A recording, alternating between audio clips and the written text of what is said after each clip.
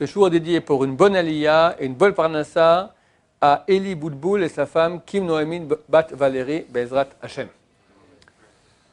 Alors la question de Avishai, vas-y, pose la question s'il te plaît.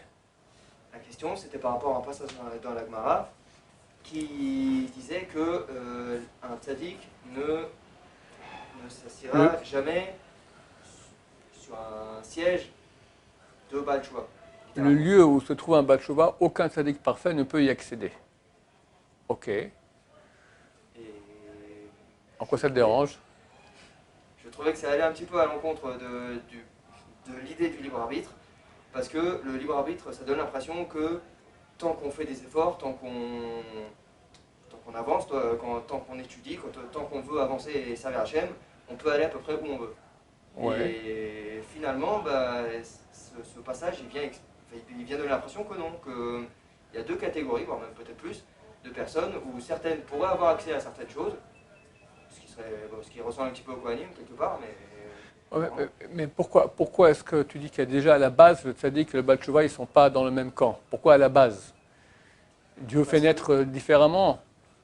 Oui, c'est-à-dire Hachem il met un bonhomme dans un camp, dans une famille de délinquants où il va devoir se battre pour avancer, mais finalement il peut arriver quelque part. Ok, je comprends la question. Donc toi tu dis voilà, le tzaddik, on le met dans une famille de tzaddikim, donc il ne pourra jamais être un Baal Tshuva.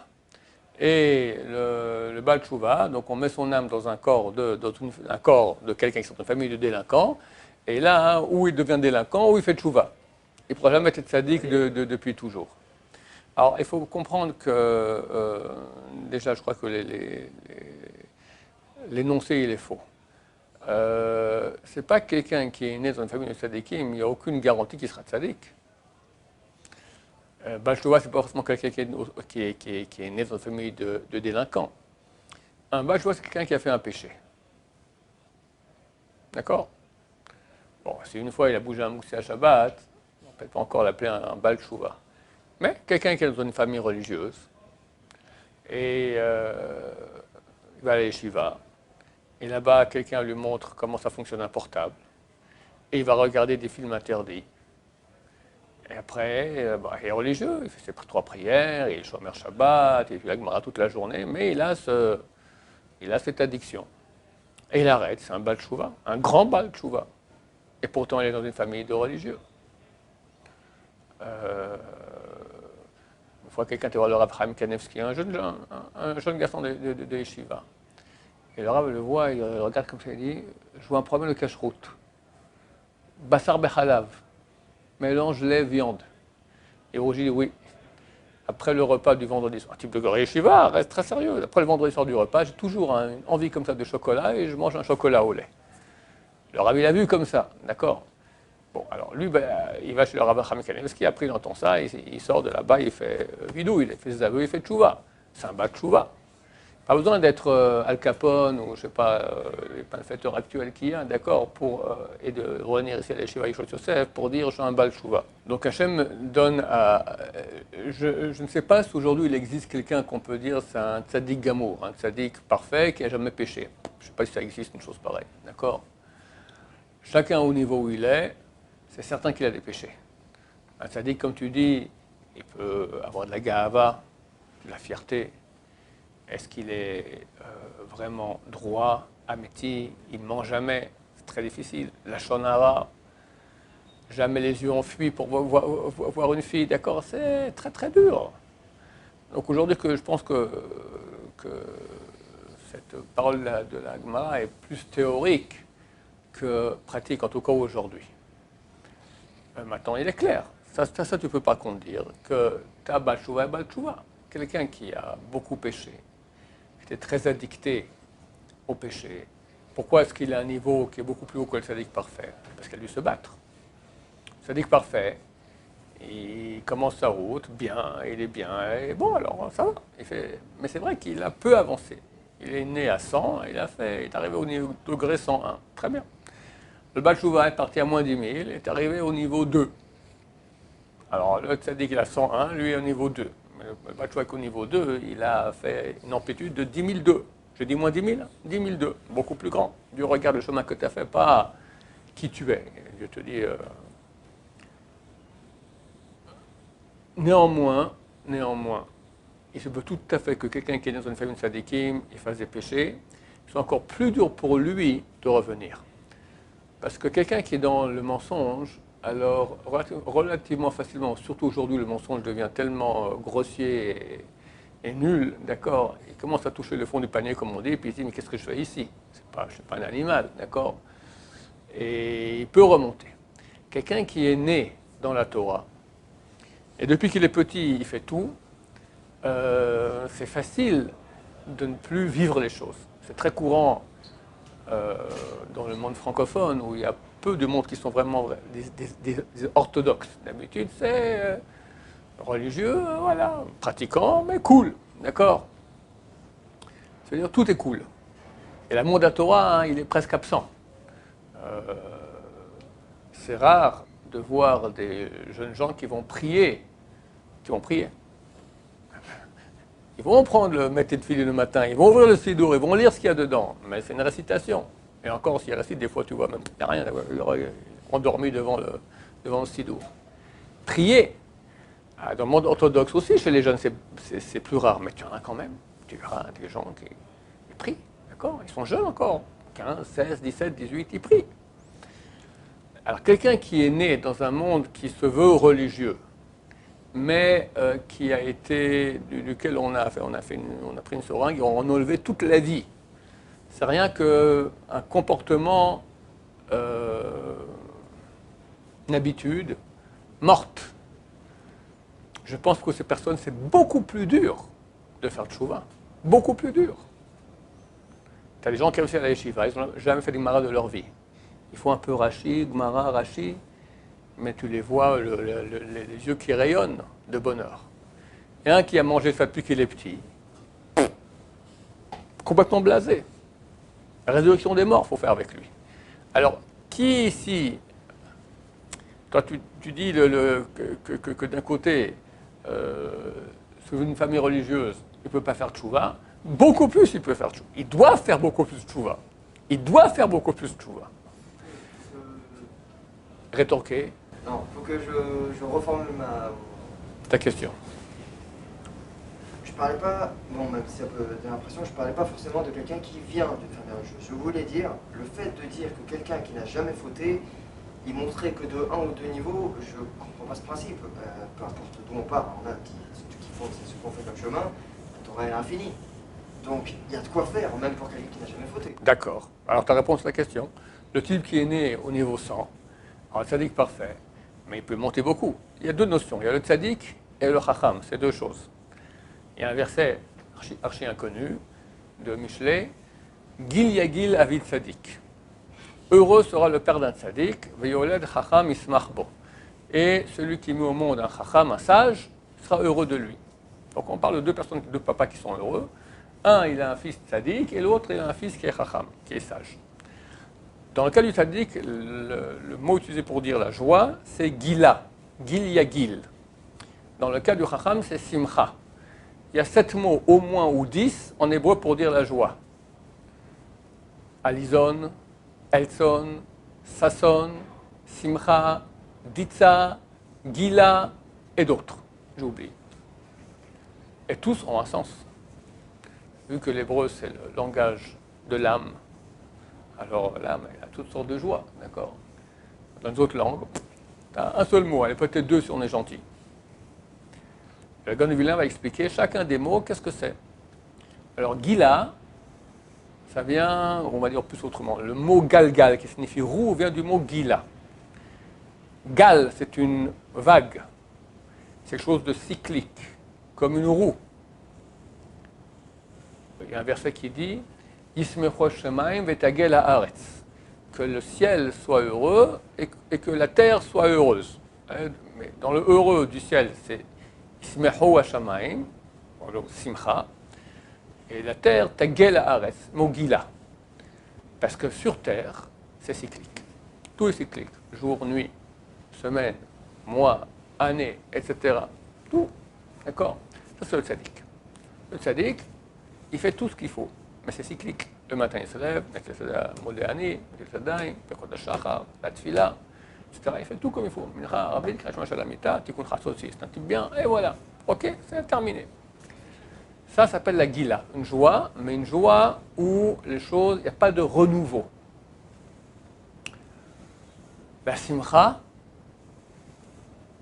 on bénit le Khatan la Kala, Samech Tesamach Raim Aouvim, réjouit les amants, que Samchacha Yetzicha Began Eden Mikedem. Comme tu as réjoui la créature que tu as créée dans le Gan Eden, dans le paradis Mikedem originel. On parle du premier homme. Le premier homme d'Israël, il n'est pas né au paradis. Dieu l'a fait naître, c'est marqué que Dieu a créé le premier homme, et il a pris et il a mis dans le paradis. Avant, il était où? Dans les ronces, dans la cambrousse. Niet, rien. Il dit, mais où je suis? Mais c'est affreux ici.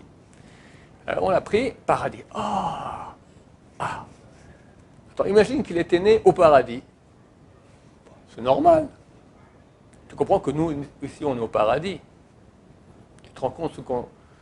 Baruch Hashem, tu as un corps qui fonctionne, tu as une tête, tu as des sentiments, tu peux étudier la Torah, c'est extraordinaire la création, c'est phénoménal, mais bof, ça va.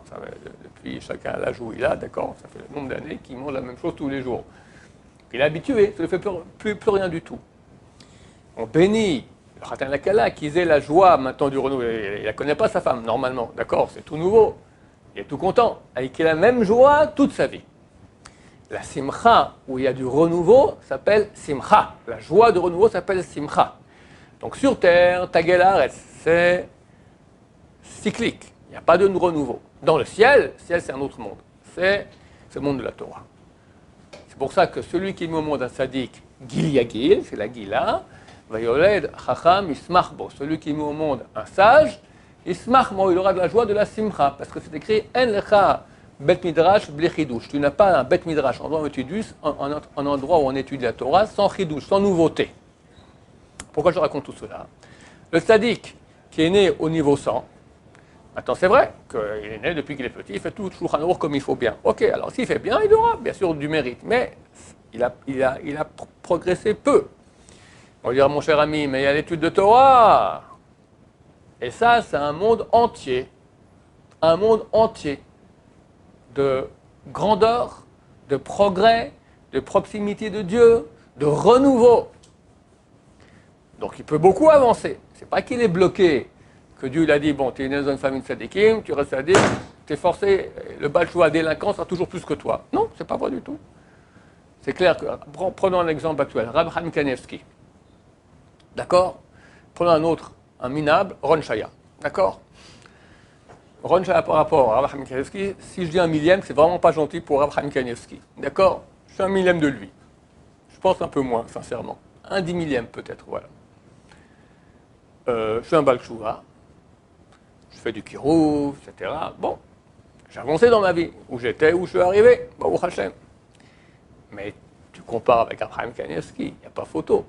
Mais lui, c'est un tzaddik, il est dans une famille de tzaddikim. Rav Steinman, il a dit une fois à quelqu'un, tu sais, nous, dans notre génération, on ira tous un peu en enfer. Le seul qui ira pas, c'est Abraham Kanievski. Comme ça, il a dit.